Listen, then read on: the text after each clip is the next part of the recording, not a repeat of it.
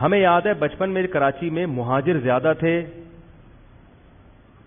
پٹھان کم تھے، بہت کم. پہاڑ گنج پہ 2 پٹھان نظر آ گئے، ادھر اورنگی ٹاؤن میں 4 پٹھان، ایسے تھا.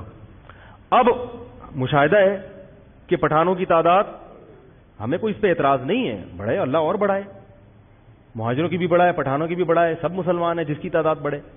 لیکن میں ایک بات کہتا ہوں کہ جو سیاسی لیڈر ہیں، مثال کے طور پر جو متحدہ کے لوگ ہیں، ایم کیو ایم کے لوگ ہیں، وہ سیاسی سطح پہ اگر چاہتے ہیں کہ ہماری برتری ہو تو آپ کو اپنی نسل بڑھانی پڑے گی، ورنہ یہ کے پی کے بن جائے گا اگلی نسل میں.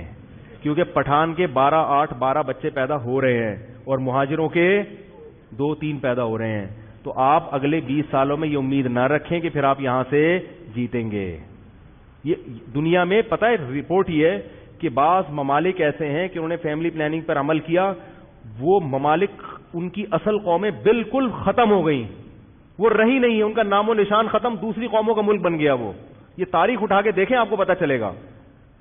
تو کراچی پہ اگر مہاجروں کو فخر ہے کہ یہ ہمارا ملک ہے، یعنی ہم یہاں کی اکثریت ہیں، تو آپ کو نسل بڑھانی پڑے گی، ورنہ یہ افغانستان کا ایک صوبہ یا کے پی کے کا ایک حصہ بن جائے گا.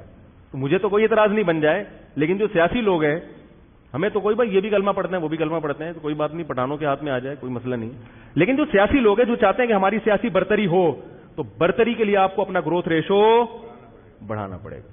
اور یہ بھی میں دیکھ رہا ہوں کراچی میں کہ جاہلوں کا ریشو بھی بڑھ رہا ہے، چور اچکے چرسیوں کا، کیونکہ ان کے تو برساتی مینڈکوں کی طرح انہیں کیا پتا کہ کیا فیملی پلاننگ وغیرہ. بیگم کو بھی انہوں نے کھلاتے پلاتے بھی نہیں ہے، بیویوں کے خرچے بھی نہیں اٹھاتے، پیدا خود بخود، وہ کہہ رہے ہیں جو خود بخود ہو رہا ہے ہونے دو. اور جو سمجھدار ہے وہ کہہ رہے ہیں 2 بچے ہی اچھے. تو چور زیادہ ہوں گے کہ نہیں ہوں گے؟